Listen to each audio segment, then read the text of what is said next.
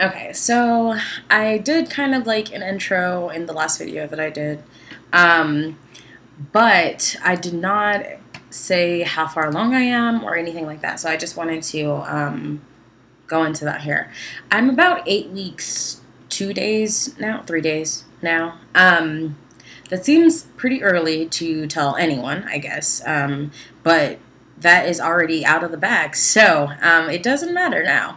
Um, I do want to say that I was unsure in the beginning because I do have such a big family and I also don't live anywhere near them. And I wasn't sure how people would react. And then I also wasn't sure how it would work with my job. I did just start working there. Like I said, I moved here back in February. So I wasn't sure what the reception would be. But it was great, actually. I get along with a lot of my coworkers, and they were very quick to give advice. So that was great. And then also, I know that it said that you probably want to keep from telling people until after a certain point due to like miscarriage possibilities and things like that. And I actually had my own sort of scare with that after I had already told people. So I guess I'll go into that.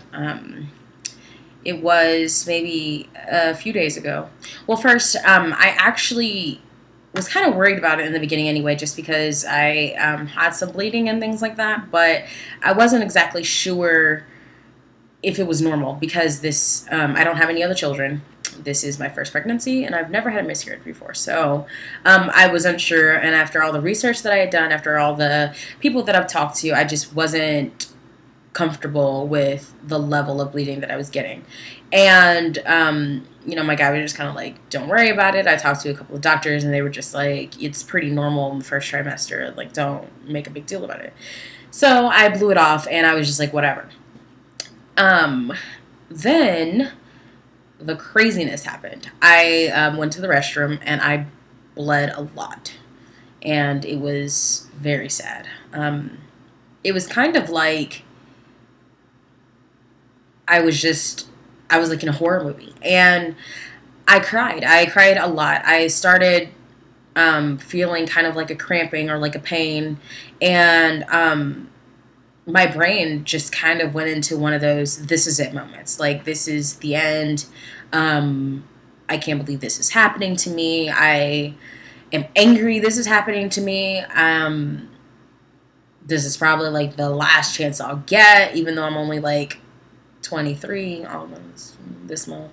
But I was very upset. And my guy who was in the apartment with me, he came and consoled me. But I couldn't be consoled. I was angry, and I was crying, and I was upset, and there was nothing that I could do, which is a big deal for people that know me. They know that I like to be sort of in control of my surroundings, and I like to, you know, at least be able to know that I had some kind of plan to work things out or some kind of solution, and I did not. And that made me more mad, and I was kind of doing one of those "why would God do this to me" type things in my brain, and I cried all that night. And then the next day I had to work, which was even worse because since the people at work had already known that I was pregnant, they it seemed like I would get all this advice and all this craziness going on about a baby that I'm not even gonna have anymore. So I cried about that. I cried on the way to work,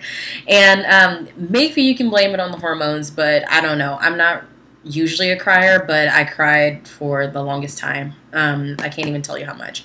And then when I finally got there, I was distraught, and we were doing some kind of customer service appreciation day potluck, and so they were all like, eat, you know, you're gonna need all that food for your baby, you should, you know, get all that nutrients and stuff, whatever. And I was just like, in my head, I'm like, I don't have a baby anymore. Leave me alone. And I just like bust out crying. And everyone was like, oh my God. And like, one of my managers was like, I'm so sorry that I made you cry. Like, I don't know why I did, but I'm sorry. Like, and I was just like, I don't know what to say. And I just, I kind of broke down. And like, that was right before I went to work. So then the rest of the day, I just kind of like had to go through that.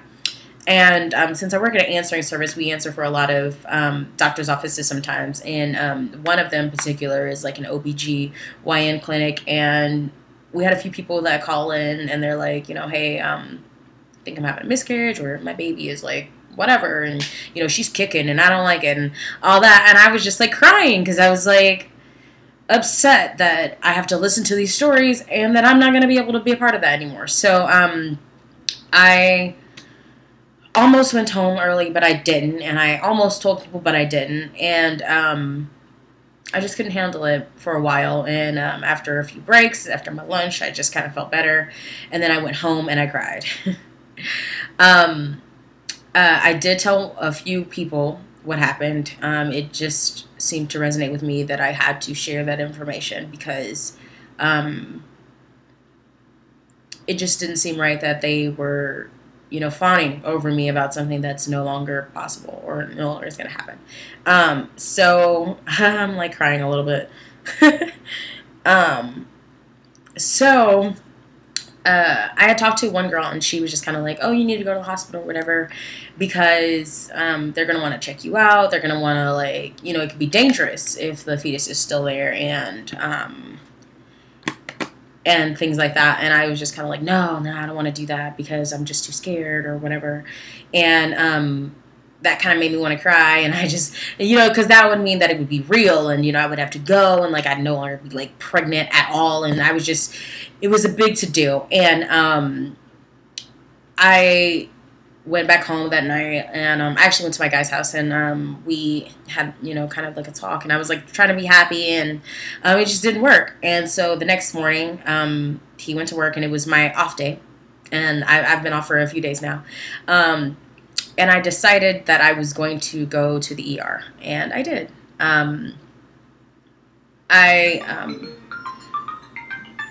Sorry.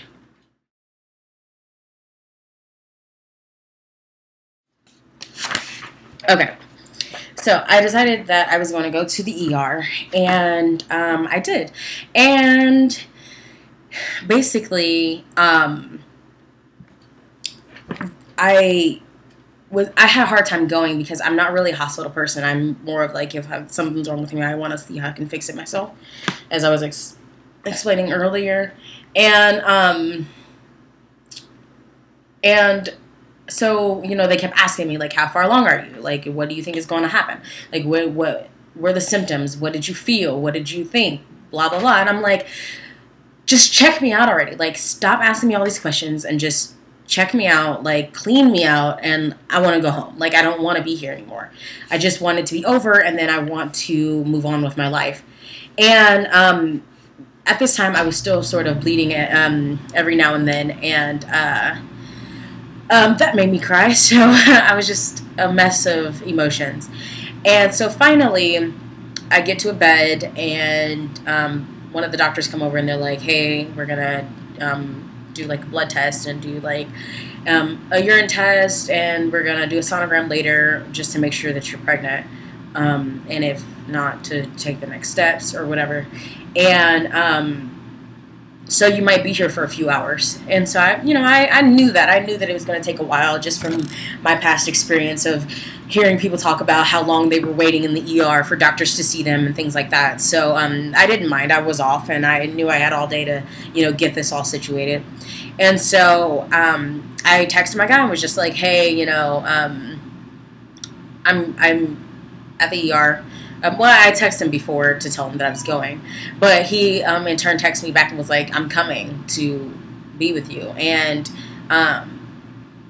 this was after I had already been there for a few hours, and I'm sure he was busy at work and things like that. And so I was like, no, like, you know, I didn't want him to come because I didn't want him to take away from his time to from work to come handle this. And I didn't think he'd want to come, but he did, and it was great that he did.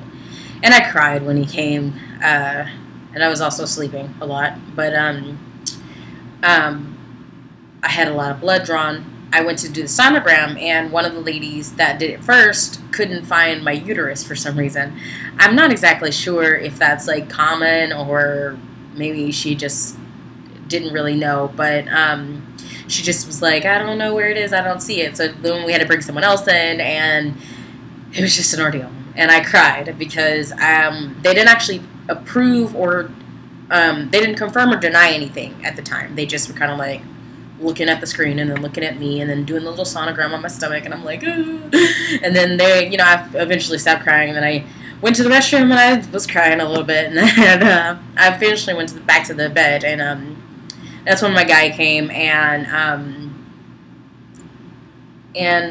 it just, we were there for maybe 2 more hours just waiting on radiology to get my my results and everything back. And I told my guy, hey, if they have to do whatever to clean me out or anything like that, it's going to take more hours, so you might not want to stay. And he was like, no, I'm going to be here as long as you are. And I was like, oh. Anyway, but so then the doctor comes up, and he's like, he's just like, hey, this and this we found. And then he was just kind of like, so yeah, you're about 8 weeks along, 8 weeks, 2 days or so. And I was like, what? And he's just like, yeah, about 8 weeks or so. And I was just kind of like, that doesn't, what? So I had to, I had to look over to my guy and, confirm of what I just heard, which is kind of crazy since he's standing right in front of me, but I had to. And I looked at him and I'm like, did he just, I don't know. So I was like, so you mean I'm still pregnant? And he's like, yeah, like, I'm pretty sure he knew that I thought I was coming in to like take care of a miscarriage or like finish one, but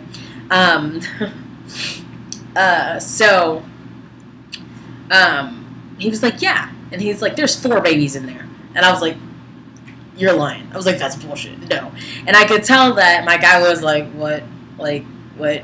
And he was just like, no, I'm just kidding. There's 1 baby in there. And yes, you're still pregnant. And I was like, oh.